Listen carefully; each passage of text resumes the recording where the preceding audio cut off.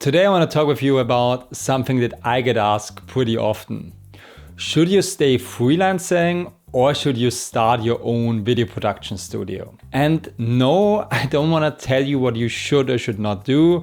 I just want to share with you my thoughts, especially now that I'm building my studio 24 Stills here in New York. Because these two things are two different paths, and to be honest, they require two different approaches. Hi, my name is Ben. I'm a video producer, founder of 24 Stills, a video production that is based in New York. And on this channel, I want to share with you my journey of building my studio and all the learnings I have on the way. And to start, let's just quickly define the difference. A freelance videographer usually sells time and skills. You get hired as a shooter, as a DP, and you work on different production, different teams, different clients. You get briefed, you show up, you have your gear, you do your job, you hand the footage to the client, get paid, and you are done.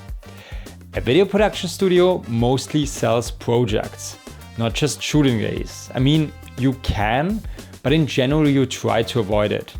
You want to sell entire productions and getting to know the client, sell a project, sell concepts, planning, filming, post-production, and also very important, delivery. You manage the entire job from start to finish. And to be honest, that changes a lot. And about freelancing, the biggest advantage, flexibility. You can choose projects and gigs per day. You can work with many different companies, agencies.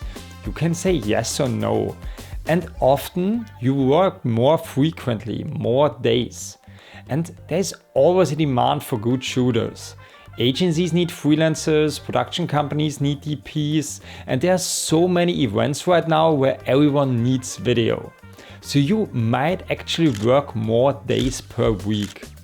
And another big advantage, you do not carry the full responsibility. You just show up, you deliver your craft, and you go home.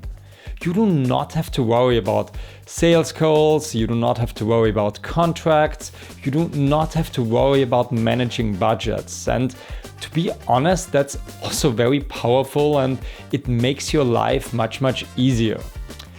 But now let's talk about building a boutique production, because this is a complete different way. You are not selling your time anymore. You are selling solutions for clients, and you want to sell entire projects, which means less pure shooting and way more planning and organizational work. You are reaching out to clients, you are on sales calls a lot.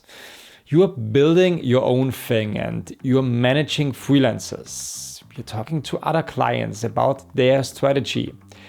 I think you become less just a filmmaker and more a business owner. And I can tell you, sometimes now I shoot way less than I did when I was a freelancer, just because the projects are bigger. You manage the entire process, and that also means higher revenues per project, because again, you do not sell your time anymore. Now the real question is, what kind of work life do you want to have? If you love to shoot every day, every week, if you want to work with different clients, and if you want to be out in the field the entire time, maybe freelancing is your thing. But if you enjoy being on strategy calls, pitching your thing, and building long-term relationships with your clients, then building a boutique production might be the better path. And I'm honest to you, building a boutique production is slower at the beginning. You do not get booked every month automatically. You have to make it work. You have to reach out to so many companies, to so many people, and you have to deal with a lot of rejection. But over time, these many little contacts can add up, and that's when there's a huge shift. I personally chose the boutique route with 24 Stills because I love the entire process of building something bigger than just myself. And I do not want to be booked for my time anymore. I want to build a brand. But that does not mean that freelancing is smaller. It's just different. And if you are at the beginning of your career, of your journey, you can also do both. When I came to New York, I chose the narrative of my story depending to who I was talking. For example, if I was talking to a mid-sized company, I told them that I was owning a studio. But if I was talking to a big company and I got some contacts there, I always told them that I would be down to help them out with different projects just to get my foot into their door.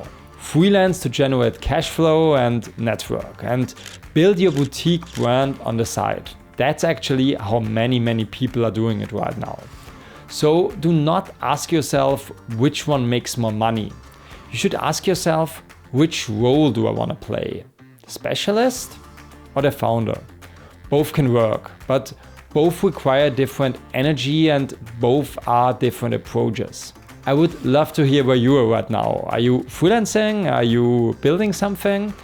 Let me know in the comments. Would love to get back to you about that. Thank you so much for watching, and I see you hopefully in the next one.